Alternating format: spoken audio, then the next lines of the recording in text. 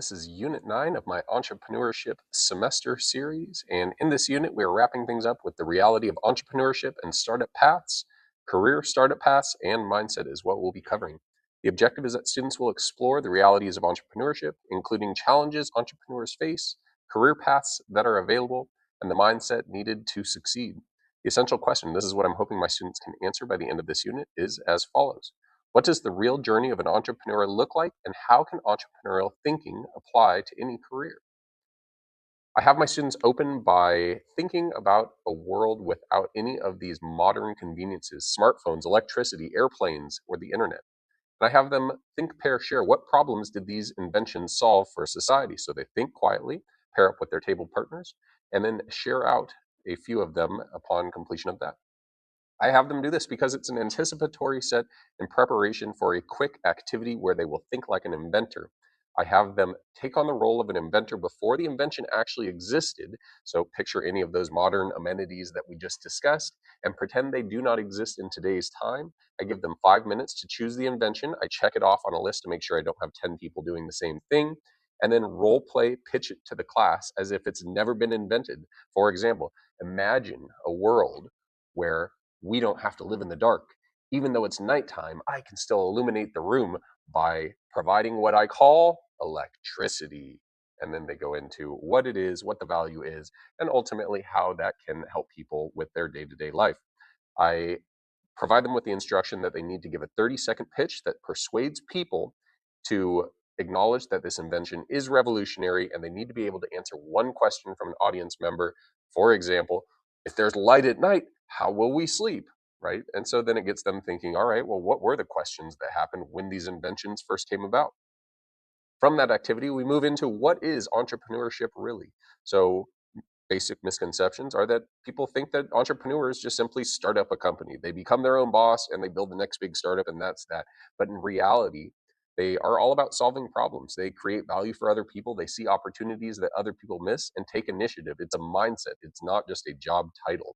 We then explore some of the entrepreneurial traits that are common amongst entrepreneurs of the 21st century: resilience, creativity, adaptability, persistence, risk tolerance, problem solving. And then I have my students using Pear Deck, which is the website that I use for people to be able to respond anonymously to the peers. I can see who it is that wrote, but it gives them a chance to indicate what their types of traits are that might be relevant to them specifically. What have they developed while working on their business for the semester? Do note that as this is a semester long class, my students created an entire business throughout the full semester, and they needed to use some of these traits along that path. The reality of entrepreneurship is that it can be exciting and it can be rewarding, but it definitely comes with some real world challenges. Some of those rewards, obviously, independence, creative freedom, opportunity to build something of your own, and potential financial success. But the challenges are uncertain income, long hours, high responsibility, and risk of failure, the world of the what ifs. Now, failure is almost always a part of entrepreneurship. It is very seldom that somebody just goes out on their very first attempt and hits it out of the park and is now a multi-zillionaire. It's all about learning to fail, but fail forward. So many entrepreneurs have failed before achieving success, myself included, in any of my business ventures that I've ever pursued. Some examples: Walt Disney. Walt Disney was fired from an early job for lack of creativity. I can't even imagine a world where that exists. Elon Musk nearly lost Tesla and SpaceX during the financial crisis.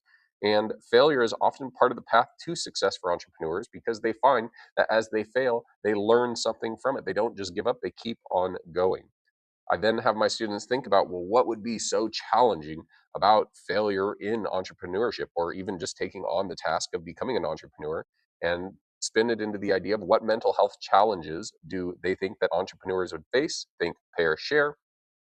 And then we go over a few of the most commonly noted mental health opportunities for those entrepreneurs. So taking care of their mental health is important for long-term success as an entrepreneur. We talk about some of the common challenges, some healthy strategies to work around some of those challenges, and more.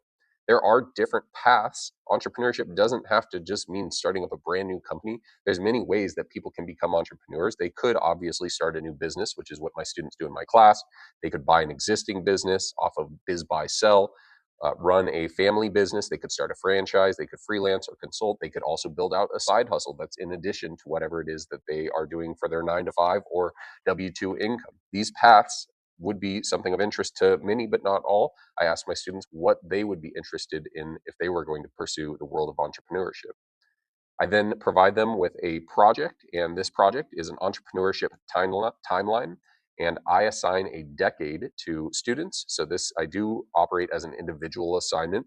Once I give them the decade of my choosing, and I try to stay below the 21st century because they all know the 21st century. So if I have 30 students, for example, I'll go back 300 years from the year 2000, which would take me all the way back to 1700. And from 1700, they would, depending on what decade it is that I've assigned them, they will then create the timeline for that window and come up with the name of an entrepreneur, the company or invention that they created, the year the innovation was introduced, a few facts about the entrepreneur, what problem that they solved, and how life would be different if that innovation was never created. And then at the end, we can take all of these timeline decades, string them all together in chronological order, and it turns out to be a pretty cool on the board type of activity. You could usually do this in a day, depending on the complexity and detail you are looking for in the imagery that it is that they choose. I opt out of doing this digitally because it tends to be much more profound when doing this in written form, and it's kind of neat to get them away from the computer. We move away from that project and switch over to having them think about any household brand name. It doesn't need to be any on the image here attached. I have them research who founded the company, when it was created, and what problem that business solved. And once they have that, we do a research activity, another one. So this is where they need to do an entrepreneur snapshot activity. They choose any entrepreneur of their choosing, research their story, and answer the following questions. Once they've solved all of that information, I use this because it all ties into the next piece. They need to think about the path that sounds the most interesting to them in this situation and imagine that they could interview the founder from that last slide. So, who is that innovator? What are 4 questions that they would ask? So, again, on this slide right here, this is a quick one. We already did something longer with the entrepreneurship timeline project. This one takes a full day. This one is realistically more of like a 10-minute adventure type of hunt down this information on another entrepreneur of their choosing. I do allow this to be the 21st century. Once they have that in place and they have those 4 questions that they would ask, I then have them use AI. If your school is not AI friendly, then skip this portion here. But I have them use AI to simulate an interview with the entrepreneur that they researched, copy and paste the sentence frame below and replace the name, obviously. So here's the prompt I provide. Pretend you are fill in the blank, the founder of fill in the blank company. I'm a student interviewing you about how you built your business. Answer my questions as if you were the entrepreneur, reflecting on your experiences, challenges, failures, and lessons. Once they have that information, they should be able to find some kind of a surprising insight from that interview and share it out with the class.